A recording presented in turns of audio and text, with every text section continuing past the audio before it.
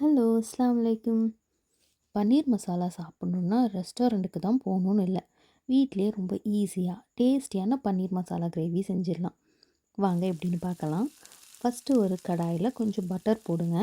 Butter உருகுனதும் 2 medium size onion க்யூப்ஸாக cut பண்ணி ஆட் பண்ணுங்க. அது கூட 3 to 4 கார்லிக், அப்புறம் ஒரு சின்ன piece ginger, 5 to 7 cashews add பண்ணி நல்லா வதக்குங்க.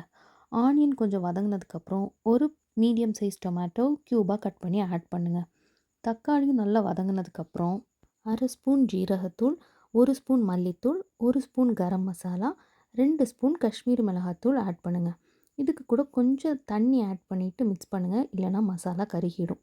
இது கூட தேவைக்கு உப்பு ஆட் பண்ணிட்டு நல்லா வதக்குங்க. வெங்காயம் நல்லா வதங்கி வந்ததுக்கப்புறம் இதில் 2 to 3 ஸ்பூன் தயிர், புளிப்பில்லாத தயிர் ஆட் பண்ணி அதையும் சேர்த்து நல்லா வதக்குங்க. இது கொஞ்சம் நல்லா வதங்கினதுக்கப்புறம் அடுப்பு ஆஃப் பண்ணிவிட்டு இந்த மிக்சரை கொஞ்சம் நேரம் கூல் பண்ண விட்டுருங்க. இது நல்லா கூல் ஆன அப்புறம் ஒரு மிக்சர் ஜாரில் எடுத்து இந்த நம்ம வதக்கி வச்சுருக்கக்கூடிய மசாலா எல்லாத்தையும் ஆட் பண்ணி நல்ல ஒரு ஸ்மூத்தான பேஸ்ட்டாக அரைச்சி எடுத்துருங்க. நான் இப்போ 200 கிராம்ஸ் பன்னீர் எடுத்துருக்கிறேன். அது சின்ன சின்ன க்யூப்ஸாக கட் பண்ணி எடுத்துகிட்டு அதில் 1/2 ஸ்பூன் மிளகாய்த்தூள், 1/4 ஸ்பூன் மஞ்சள் தூள், 1/2 spoon garam masala, 1/2 spoon pepper powder அப்புறம் தேவைக்கு கொஞ்சம் உப்பும் ஆட் பண்ணிவிட்டு நல்லா மிக்ஸ் பண்ணுங்கள்.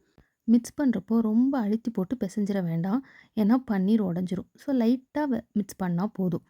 அதுக்கப்புறம் இன்னொரு பேனில் கொஞ்சம் பட்டர் ஆட் பண்ணிவிட்டு நம்ம மசாலாஸ் தடவி வச்சுருக்கக்கூடிய பன்னீரை ஒவ்வொரு க்யூப்ஸை ஆட் பண்ணி 2 பக்கமும் லைட்டாக பொரிச்சு எடுங்க.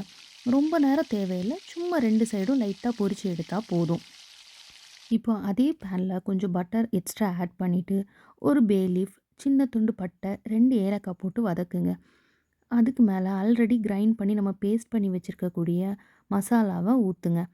இதை கவர் பண்ணி ஒரு 7 to 8 மினிட்ஸ் மீடியம் ஃப்ளேமில் குக் பண்ணுங்கள். தேவைன்னா தண்ணி ஊற்றி அட்ஜஸ்ட் பண்ணிக்கோங்க. இப்போ இந்த ஸ்டேஜில் ரோஸ்ட் பண்ணி வச்சுருக்கக்கூடிய பன்னீர் க்யூப்ஸை இதில் ஆட் பண்ணி மிக்ஸ் பண்ணுங்கள்.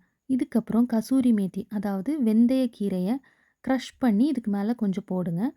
அதுக்கப்புறம் ஒரு கை நிறைய கொத்தமல்லியையும் போட்டு இறக்குனீங்கன்னா நல்ல சூப்பரான டேஸ்டியான பன்னீர் மசாலா கிரேவி வீட்டிலையே ரெடி ஆயாச்சு. இதுக்கு மேலே கொஞ்சமாக பட்டர் வேணால் கூட நீங்கள் போட்டுக்கலாம். இது சப்பாத்தி, நான், ஃப்ரைட் ரைஸ் இந்த மாதிரி எது கூட வேணாலும் வச்சு சாப்பிடலாம். மறக்காமல் இதை ட்ரை பண்ணி பார்த்துட்டு எப்படி இருந்ததுன்னு சொல்லுங்கள். வீடியோ பிடிச்சிருந்தா லைக் பண்ணுங்கள். இன்னும் இதே மாதிரி ரெசிபீஸ்க்கு நம்மளோட சேனலை சப்ஸ்கிரைப் பண்ணுங்கள். அஸ்ஸலாமு அலைக்கும்.